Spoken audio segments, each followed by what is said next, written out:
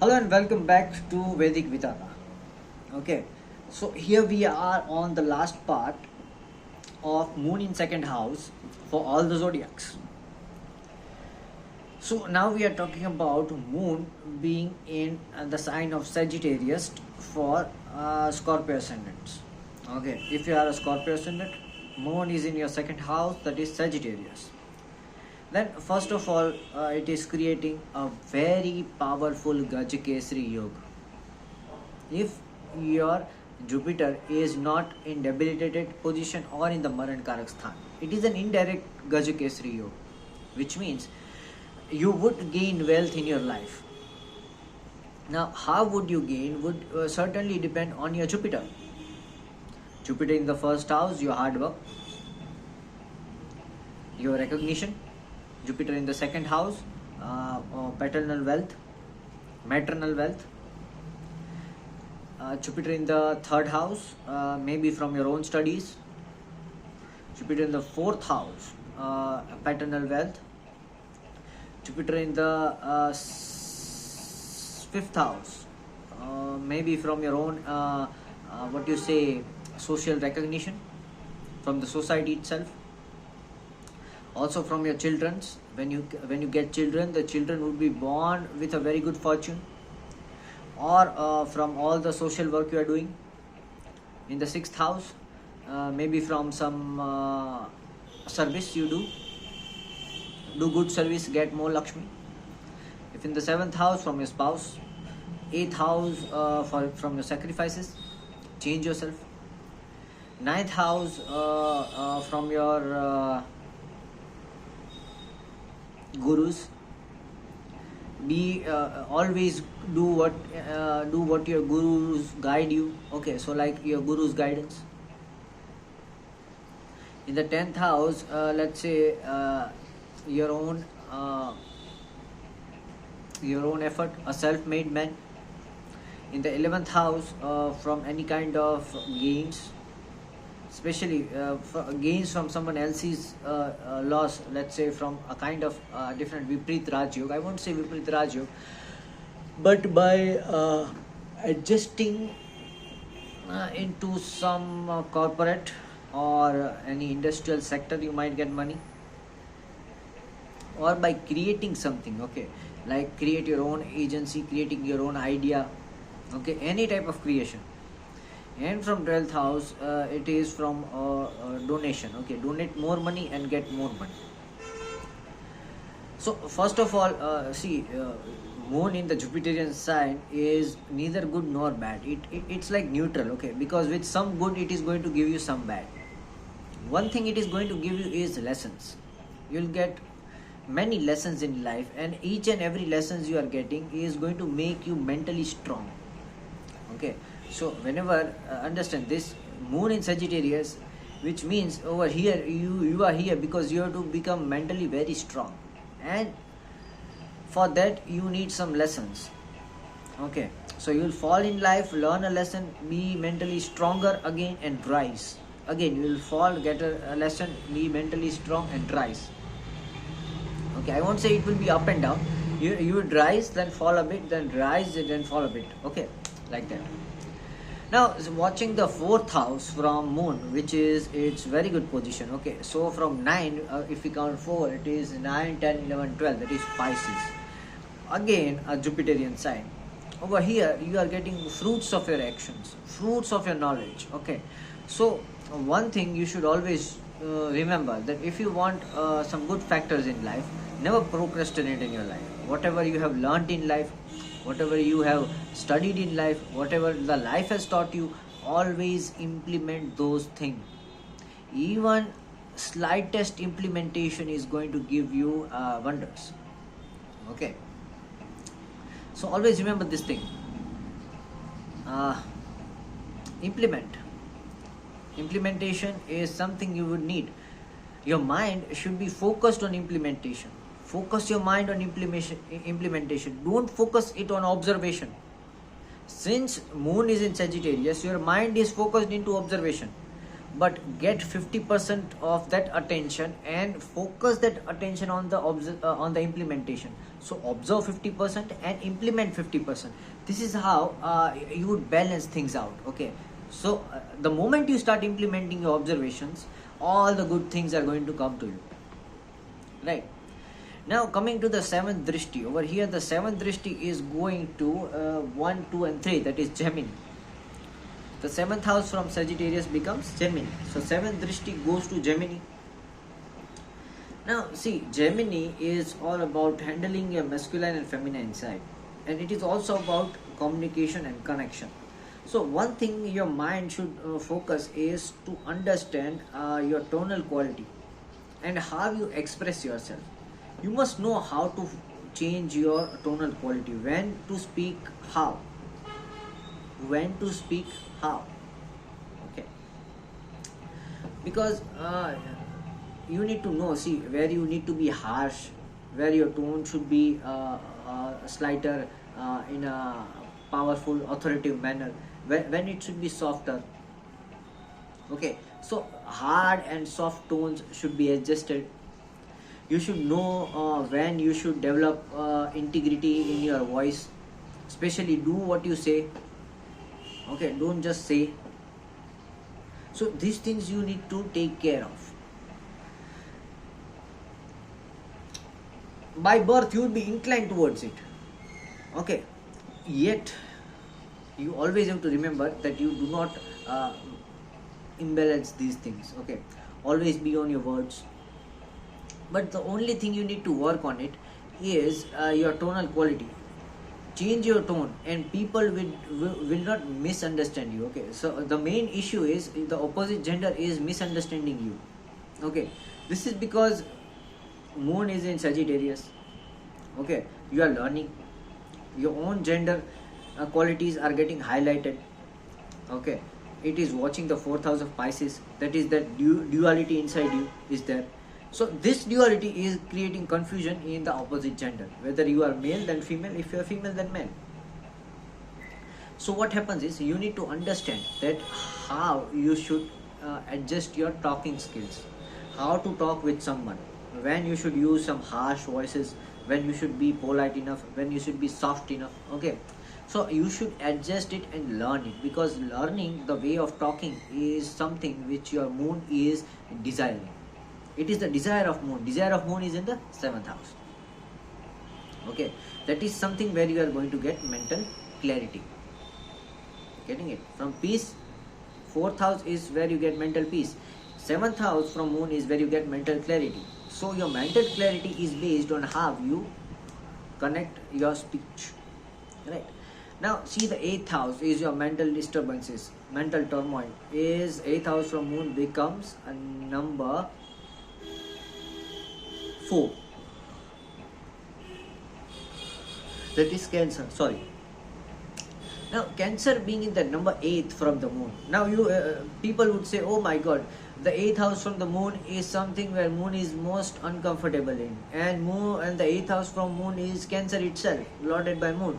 So is moon uncomfortable with moon? How to analyze it? How to know? Okay. So the easiest answer is the moon is uncomfortable with moon. When is moon uncomfortable with moon? Moon is uncomfortable with moon when you are overthinking. Okay, see, thinking is the art of mind. Thinking is the art of moon. When this art of moon is itself becomes a curse for the moon, then the moon is itself bad for moon. Okay, so it means Sagittarius people who has moon sign in Sagittarius have this tendency to overthink. So they have to control their overthinking abilities. You think a lot. Okay, so I would say you need to control the overthinking. Don't overthink a lot. Don't use your mind to think mannerless questions. Don't use it to think a lot of ideas. Okay, be on one focused track. Okay, so I would suggest that Sagittarian people should wear a Gomti Chakra in the first finger. If Rahu is benefic, wear it in gold. If Rahu is malefic, wear it in if Rahu is malefic, wear it in gold. If Rahu is benefic, wear it in silver. Okay. And if Rahu is in conjunction with anyone, wear it in 3 dhatu. Still, a lot parameters we can use, but these are some basic parameters. Okay. So this was it. Now let's move on to Sagittarius ascendant with moon in Capricorn. Okay, so second house moon goes in Capricorn, and you are Sagittarius ascendant. So first of all, moon in the Saturnian sign is not so good. I won't say it's bad, but it is not so good, because first of all, see, Saturn and moon are, see, it's not always that Saturn and moon gives Vishyo, but Saturn is uncomfortable with moon, because the basic essence of moon is to think, and the basic essence of Saturn is to work and to act. So moon says continuously, you think on it, and Saturn says continuously, you act on it. Okay, so in this confusion, isi kashmo mein, there would be a lot of wasting of time. Okay, either the time is wasted or the effort is wasted. For Capricorn, the time is wasted. For Aquarius, the effort is wasted. Okay, so there would be a lot of wastage of time, and after a lot of time, you will realize later in life that you had to give equal balance towards action and thinking. More towards action, less towards thinking. Okay, or you have to divide the time to it. Especially being in the Dhanesh house, that is the second house, financial crunches may be in your life. Your life might go up and down, or you might have some darkness in the field of money. Okay, but moon is again giving light over here. So what happens is, you must worship goddess, especially Lakshmi. If moon is in Capricorn and Aquarius and in the second house, you must always worship Lakshmi. In Aquarius, worship Lakshmi and worship Saraswati together. In Capricorn, worship Lakshmi and Parvati together. Okay, when moon is in second house and Capricorn is there in the second house. Getting my point? Now moving forward to the fourth house from it. The fourth house from it would be 11, 12 and 1, that is Aries. See, moon is giving good light on Aries. So what happens? The moment you start activating your Martian traits, that is take your stand, work up, keep yourself healthy, have good vibes, do exercises daily, keep your vibes and sync balanced, and keep yourself warm. Okay, get away from all the cough and sinuses. So what happens is, your Mars is then willing to give you all the richness. Okay, so this way, when you worship Parvati, okay, on Tuesdays, then it is more likely that your wealth might take a U-turn and give you some stability in wealth. Plus, moon is looking in Aries. Okay, so your general impression in life would be somewhat about your own decisions. Okay, people would consider that you are too rigid on your thoughts, too rigid on your actions. Okay, so what moon is doing? Moon is enlightening your fifth house, where Mars is sitting, which is your self-made decisions, which is your steadiness, and moon is asking you to be flexible. Okay, so in this case, mother is challenging you to be flexible. Also, your mind wants you to be flexible, but your body wants you to stay rigid. So what happens? You have to do both the things. In the morning, I would prefer you do some meditation, and in the evening, I would prefer you do some yoga.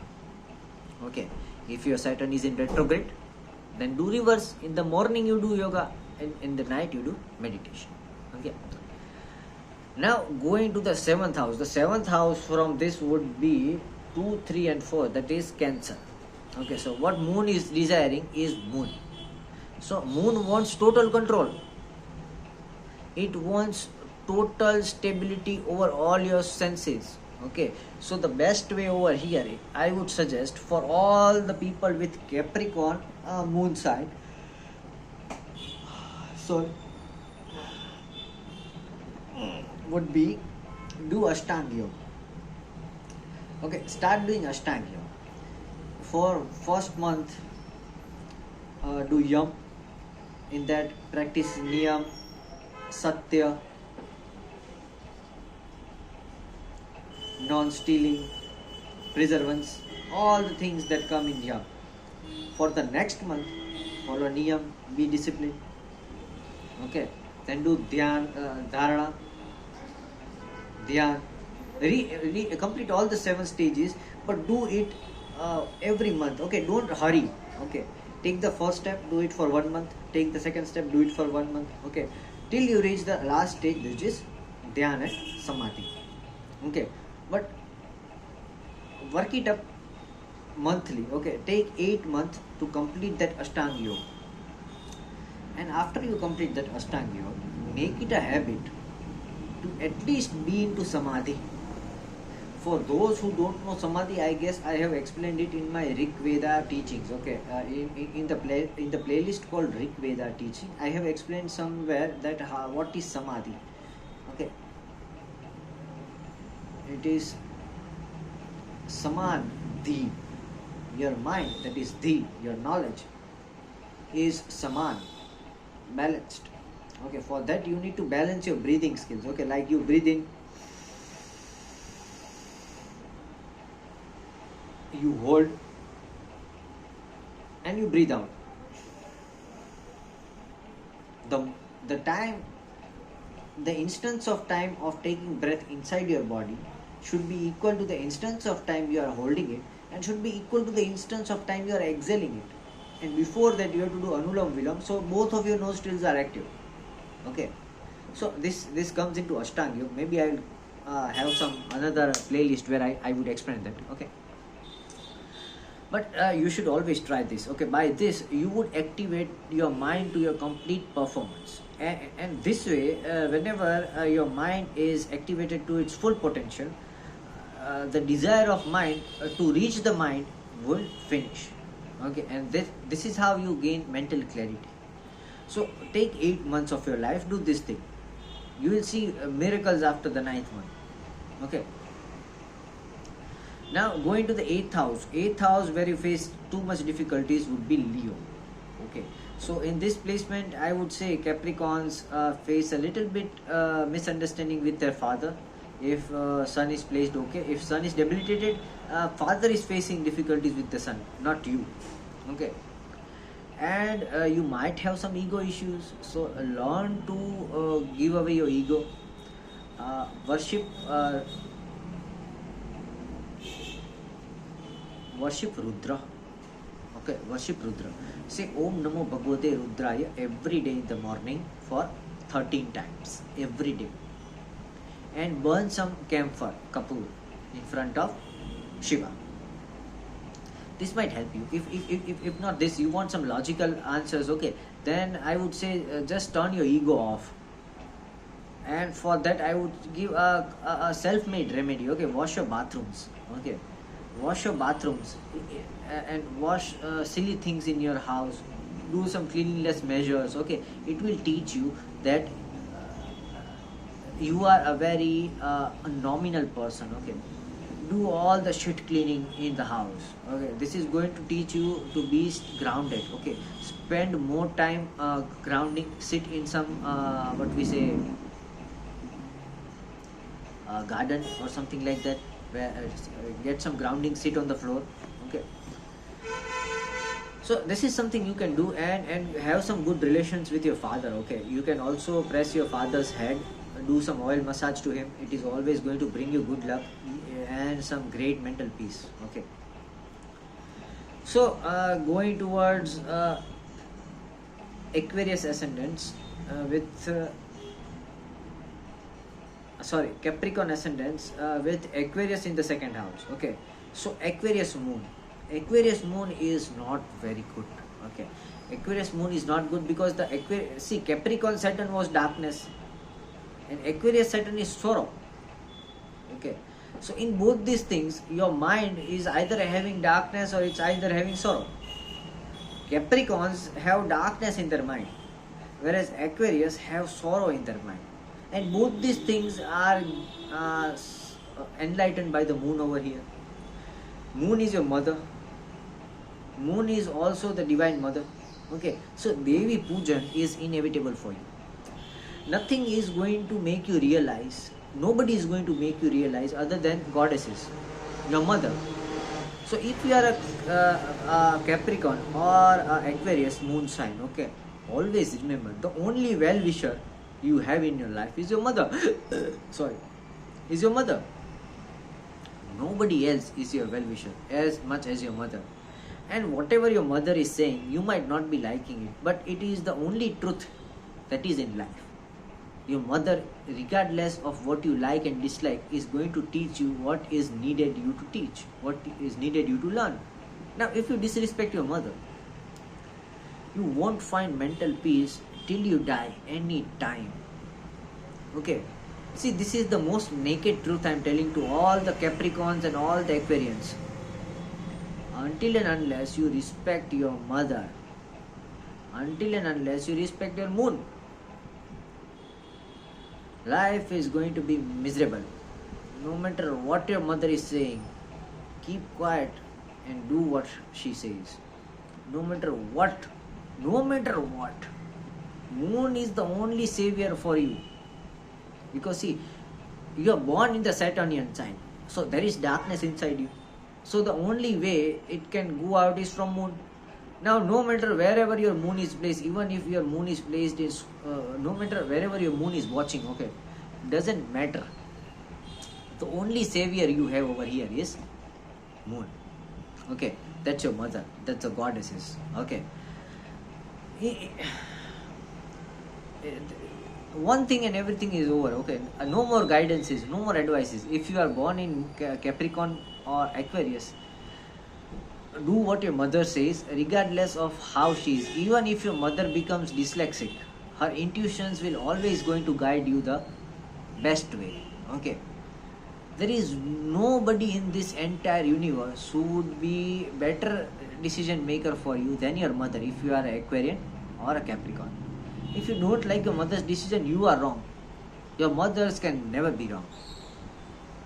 Okay, get the thing right. And until and unless you would trust your mothers blindly and follow the path she says, even the path that seem wrong to you, injustice to you, even if you think that she is asking you to walk on thorns, whatever she says, do it.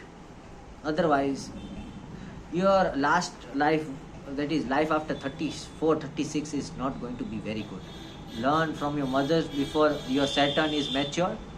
Otherwise, after 34, life will be miserable, no matter how good your Kundli is. Okay, because your Bhagya can be changed from your karma. And for Capricorn and Aquarius, if you don't follow your mother, you are definitely getting bad karmas. Okay, nobody in this world can save you. Okay, so make sure you worship your mother and worship some goddesses. Okay, the fourth drishti from over here, the fourth drishti from Aquarius would be 11, 12, 1 and 2, that is Taurus. As I told you, Taurus, what is Taurus? Your sweet nature. Taurus is the softness of Venus. Okay, so you have to be that feminine soft person in order to get all the good things out from moon. Until and unless you learn to be that feminine soft person, have that sweet voice, have that sober voice, learn to talk softly, nothing good is coming from your mind. There is no mental peace, because people around you will only help you if you have sweet and sober communication skills. If you are so harsh, people around you are not going to be nice. You will face troubles. You want some good things in life, you want mental peace, change your tonal quality. Be sweet, be sober. Only then you can aid in life. Okay, especially in financial issues. Aquarius being your Dhanesh, Okay, it is going to make you work and work and work and work till you die. Even though you have money, you will continuously work in search of more money, in search of more materialism, because uh, it's not stopping you. Okay, you are never satisfied, so you will keep on working your entire life. Okay, even though you have money, and if you don't use your softness, I would say it's life is going to be tough for you. Okay, the more sweet, the more sober your tonal qualities are, the more you control your tongue, the better your life would be. And if Venus is not debilitated, if Venus is sitting in a good place, you would have these qualities. If Venus is situated in a bad place, or in the Maran Karak star, or in debilitation, you won't be soft spoken, and this is going to take you away from all the blessings you are getting. Okay, so now going to the 7th house, that is your desire of mind. For the mental clarity, what does it desire? So it desires 3, 4 and 5, that is Leo. So your mind is desiring total control and power. Okay, so the mind wants equal amount of power like sun. Sun has the authority, so your mind wants the authority over your body and your soul and your senses. So such people might be inclined towards meditation, but yet I would say you should practice renunciation of all the senses. Try eating all the things you dislike, try watching things you don't like, try hearing things you don't like. Okay, try not eating things you like, renounce good things, your favorite things. Okay, have controls over your indriya. The moment you control your indriya, you would see good changes coming. Your mind will have clarity in it. Okay, control your senses, control your senses, control your senses, no matter what. For food, say first house, control your senses and work out every day. For second house, control your senses, don't be a spendthrift, learn to save money, don't keep useless expenditures. For third house, control your speech. For fourth house, control yourself in your home, stay at home, be a polite person, be a family man. For fifth house, control yourself in the extravagant life, control yourself in the family.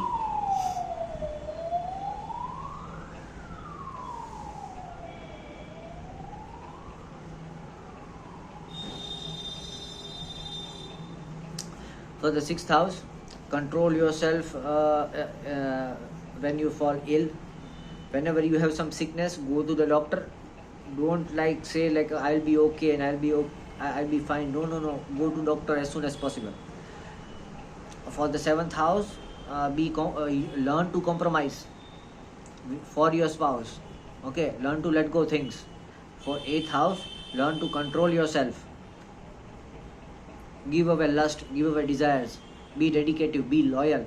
For ninth house, control asking for things, don't ask for anything, be satisfied.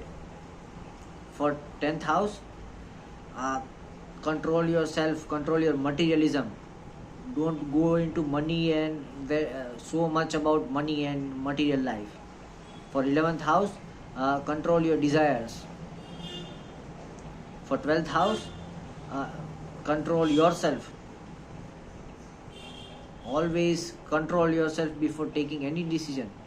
Okay, so self-control is very necessary for you.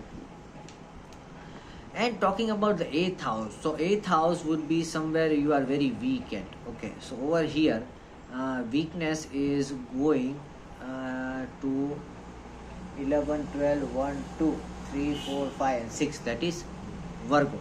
So Virgo is your weakness. Okay, and Virgo weakness is all about, see, Mercury.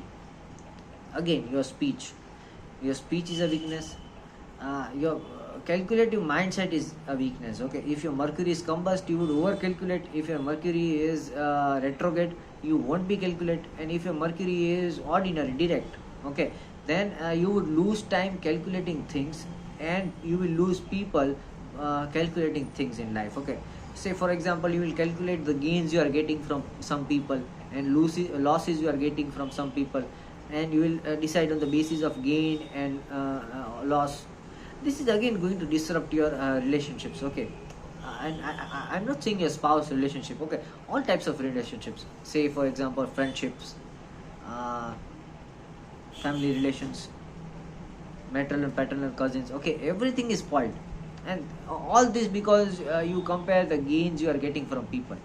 Stop comparing gain and loss, okay.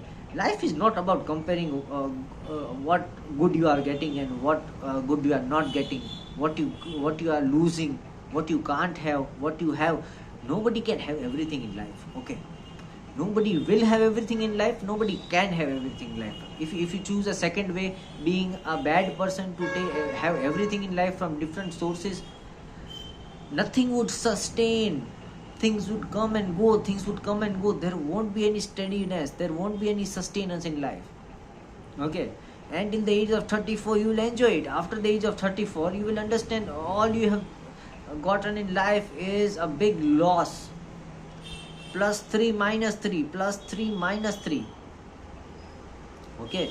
You need you need a red piece of cloth, you need to take out the white piece of cloth you are wearing, and then you can wear the red. You cannot wear white and red, white piece and red piece on it, and then you want the white and red all together to be shown off, okay. No, that's not to be done. Understand, there are things you won't have in life. You won't get everything in life. Learn to live without something in life. Learn to live without shortcuts. Learn not to lie. See, what is the bad effect of Mercury in Virgo? People are liars, people are cheats, people are more desirous, they don't have self-control. So what happens is, this is something you have to renounce in order to get mental peace, clarity and satisfaction. Understand, life is not about getting everything, okay. So now let's talk about Pisces. Aries Lagna and Pisces being in the second house.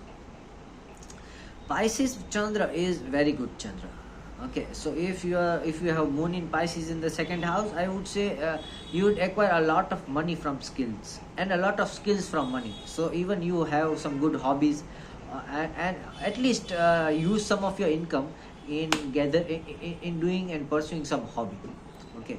So pursue some hobby and get some income from your hobbies as well.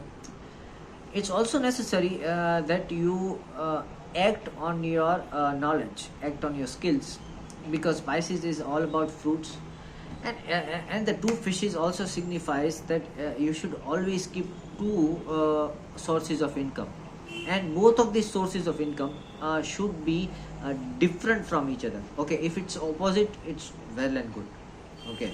So keep two sources of income and life would be very easy going, finances will be very easy going, okay. Now going to the fourth house becomes number 3, that is Gemini. So moon is giving its good light over Gemini, very good spouse, okay. So if Mercury is bad, you won't be good to your spouse. If Mercury is good, you will be good to your spouse. In any matter, your spouse would be good, okay. But how you treat him or her depends on your Mercury. Mercury is bad, you won't treat him good, you'll be disloyal, you'll do things behind his or her back, okay, all those things, okay. If Mercury is good, you will treat him good, right? So and one other thing, that you will be known for your spouse as well, and your spouse will also be known by you, okay. So if you be a good person, your spouse would be having a good reputation to be with you. If you're a bad person, your spouse will be having a bad repo to keep a husband or wife like you, okay. So again, it's on you, right? The next thing you can see is moon is giving you a very good speech, okay. So you can lure people from your speech, okay. And maybe even if you are, let's say you don't like something, let's say you don't need something, and you are wrong, from inside you are thinking something else, but your communication would be in such a way that people would be inclined towards you, okay. So your communication skills are good to lure people towards your thoughts and perception. Okay, use it wisely, use it for your career, and it is going to give you boons. Use it in a bad manner, and you will have some problems during, say, mid ages of your life, around 40s and 50s and like that. Okay, so when you reach around 40s, your life would be some troublesome, a bit troublesome. Okay, now heading towards the seventh house. The seventh house would be number 6, that is Virgo. So moon is desiring Virgo. Again, moon is desiring the intellect of Mercury. In the third house, Gemini, moon is throwing light on the Mercury of Gemini, which means moon is already giving you extraordinarily good communication skills. Okay, but when it comes to Virgo, okay, when moon is giving light on Mercury of Virgo, it means it is demanding the action of Mercury. Okay, so from that skills, the mind has given you good vocabulary skills, the mind has given you good verbal skills. So from that verbal communication, from that verbal skill, okay, utilize those skills to pursue mental clarity. Okay, don't utilize those skills to do something wrong. Okay, utilize those skills to find mental clarity. The easiest way is think good. Okay, think in a good tone inside your head. The more good tone you are thinking inside your head, the better output you will give. Okay, don't be like, okay, I am very soft spoken and I have very good communication skills, so in my mind I can be a bad person, I can be a nasty person. No, try to be a good person inside your mind. Even when you are thinking, think in a very good tone and very good language. This is how things would replicate into your good mental clarity. Okay, think in a good manner, think with a good tone inside your head, meditate with it, and you will see a very bright change in your moon. Okay, now talking about the last thing over here is the 8th house from the moon, which is Libra, number 7. And this is where the moon is showing critical result. Okay, so Libra is the sign of partnerships. Okay, so basically you are having tough time to adjust with your spouse. Specifically, your core values are always going to differ from your spouse's core values. Okay, you might be an open-hearted person. Okay, you would like the modern life, your spouse would be traditional. If you are traditional, your spouse will be too much modern. Okay, so one thing you need to make sure is learn to moderate between you and your spouse. Don't force your type of thinking on your spouse, and don't force your spouse to think like you. Okay, this is when your relationship spoil. Okay, because see, you are already weak at mentally understanding your spouse. Okay, so what is one thing you should always avoid is never force your perception on your spouse, because your spouse would have totally different perception. You have to accept your spouse only how they are. If you don't understand the fact, two people are never going to stay together. Okay, so for Pisces people born in Pisces moon, it is very difficult to be with their spouse. Why? Because your spouse would be having totally opposite mentality. You have to learn to accept their mentality. You have to learn to adjust with them. Okay, until and unless you learn to find a moderate way, or until and unless you learn how to adjust with their mentality, things would be very hard for you. Okay, so what moon is very difficult in, your moon is very difficult to understand your spouse's mentality. So sit with your spouse, communicate with him, and find a moderate way in everything. Don't stick to your point. The opposite person is always going to be different.